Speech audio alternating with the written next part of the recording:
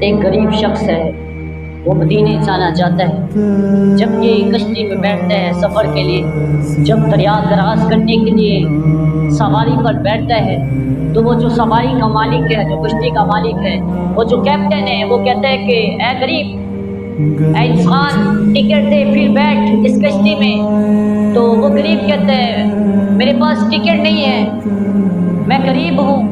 تو انہوں نے کہا کہ وہ غریب کہنے لگا میں آپ کے قدموں میں جو مدینے جانا چاہتے ہیں نا، ان کے قدموں میں بیٹھ کر میں جانا چاہتا ہوں۔ اور وہ کیپٹن کہنے لگا نہیں، یہاں ٹکٹ سے کام ہے۔ وہ غریب کہنے لگا میں حضور سے محبت کرتا ہوں، حضور سے عشق کرتا ہوں۔ لیکن کیپٹن کہنے لگا نہیں، میں یہاں ٹکٹ کی بات ہے، یہاں پر محبت نہیں چلتی، یہاں پر ٹکٹ چلتی ہے۔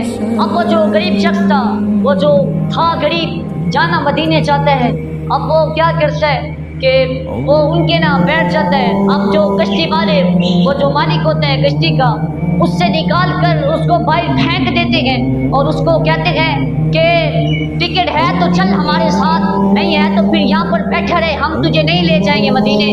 اب وہ جو غریب شخص تھا، اب وہ جب کشتی چلنے لگی نا، وہ جو کشتی تھی، جو سواری تھی، وہ چلنے لگی نا، وہ غریب شخص ان کو دیکھتا رہ گیا۔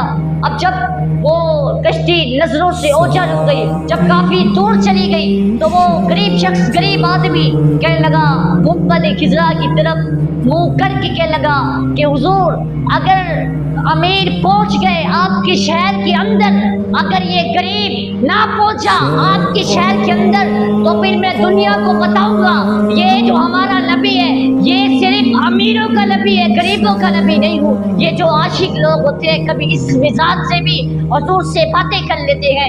اب وہ کشتی چل پڑی ہے، یہ غریب آدمی کنارے پر کھڑا ہے۔ اب اس نے کیا، امام سیوطی کہتے ہیں، اب یہ جو غریب شخص تھا نا، اس کے دل میں خیال آیا چلو نماز پڑھ لیتے ہیں۔ جب یہ نماز کے لیے دریا کے کنارے سے وضو کیا نا، جب اس نے ہاتھ اٹھانے لگا تو پیچھے سے ایک کسی نے ہاتھ رکھا کندھے پر، تو اس نے کہا کہ کون ہے جس نے میرے کندھے پر ہاتھ رکھا ہے؟ تو اس نے کہا کہ میں تجھے مدینے پہنچاؤں گا۔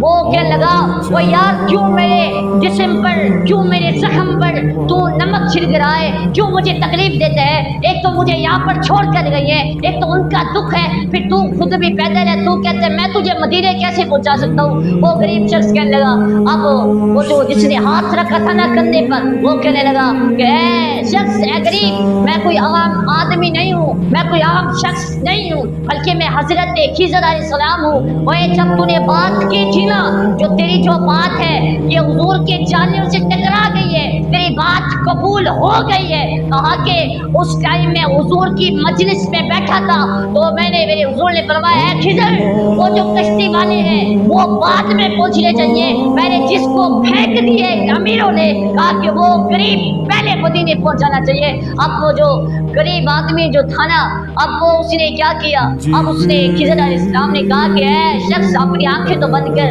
جب اس نے آنکھیں بند کی، کہا ایک ہاتھ میرے ہاتھ میں رکھ۔ جب اس نے ہاتھ رکھا اور کہا کہ وہ حضرت خضر علیہ السلام نے اس غریب سے کہا کہ آپ آنکھیں کھول۔ جب اس نے آنکھیں کھولی تو وہ کنارے پر نہیں تھا، بلکہ وہ مدینے پہنچ چکا تھا۔